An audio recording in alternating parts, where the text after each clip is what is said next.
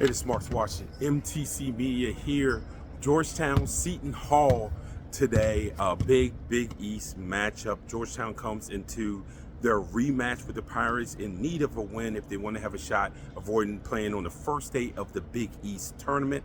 The Hoyas sit at 5-7 in the Big East, 14-9 overall. In Georgetown's last outing, the Hoyas fell to Xavier 74-69, a game that produced, to me, one of the best post-game press conference quotes out of Ed Cooley. Right? I mean, this is, I think, our fifth road game, and it's come right down to the last 2 minutes every game, right? So there's growth there. You know, we'll get there. We're not there yet. I think we have very good players. We make a lot of mistakes that, you know, those little things that catch up to us. But, you know, it's still a lot of basketball left to be played. The good thing is we have shown an incredible change as far as our competitive spirit than we were a year ago from today, right? A year ago from today, right? So the players are getting better. We feel we have two of the best players in the Big East that's sitting right on this dais, right? We have probably one of the best freshmen in America that does not get the credit he 100% deserves. This defensive monster here does not get the credit it deserves, right? I think we're vastly underrated, and not a lot of teams are going to want to play us, right? We're not the old Georgetown team, right? You know, everybody's snickering, oh, I wonder how good they're going to be. That's right. That's right. I can't wait till this machine just keeps growing and growing and growing. That's why I'm so edgy right now. We're not there yet. There'll be something to be said about that. We'll be having a different song really soon. Anyone else? Thank you. Certainly, Coach Cooley is correct. If we look at the Big East standings here, Georgetown is not where they have been the last few seasons, which is down at the bottom or near the bottom with the DePaul Blue Demons. As you can see, they currently are in 7th place in the conference, just a game out of that coveted 5th spot. Seton Hall, though, is in last place with a 1-11 record. They have some challenges there, but to Cooley's point earlier, this is not the old Georgetown. And you'd come in here, you'd win games by 20 and 30, and by the end of the year, you know, the only thing Georgetown's doing is making a reservation for one night in New York, you know, for the Big East tournament. This team actually is built to try to get that 5th seed and also try to win a game in the Big East tournament.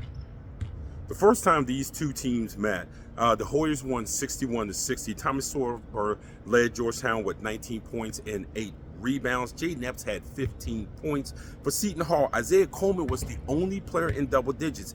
He had 25 points.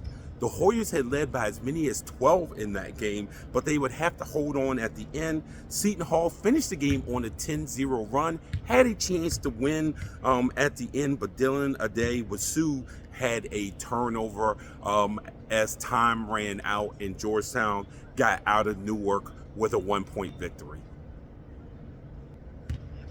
Keys for the Hoyas in the rematch: rebounding. In the first game between the two teams, Seton Hall out-rebounded Georgetown 39-32 with 22 coming on the offensive boards.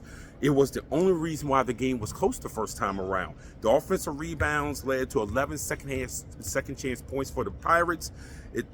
So Georgetown getting on the boards, being sure that they don't allow those second chance points for a team that generally does not shoot the ball well, certainly is high up there on the list. Also, the turnovers.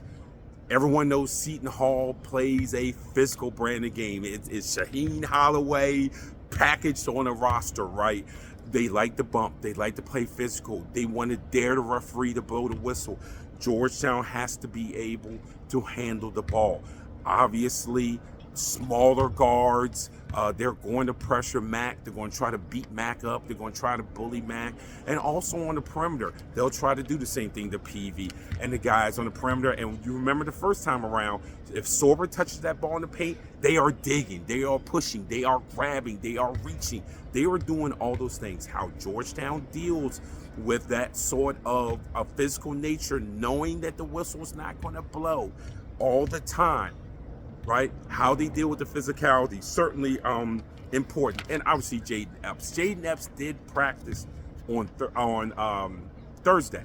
He practiced on Thursday when I was out there at the practice. His health is paramount to this team because when he does not play, Malik Mack has to stay on the ball for the majority of the game with Micah Peavy coming over and playing some at the point guard.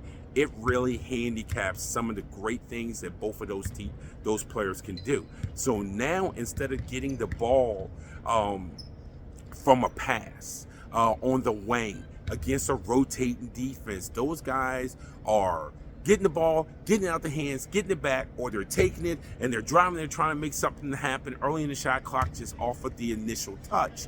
And that really hurts both of them. Peavy's been terrific this season. And Mack has had his good games. He's had his games where he struggled. One thing you can be proud of with Mack is he has cut down the turnovers. But by bringing Jaden Epps back, that all helps. So sometimes Epps will bring the ball up the floor. Obviously, Epps gets a lot of attention. When he gets a lot of attention coming off screens, coming off staggers, coming off pin downs, that opens up lanes for other players. It opens things up for Mack. It opens things up for PV. It opens things up for Sorber. So it does, even in the first game where Epps shot 4-for-11, I believe, it didn't matter because the threat of him being out there is huge for the Hoyas. So those are my keys to the game. Georgetown, Seton Hall, noon tip here at Cap One.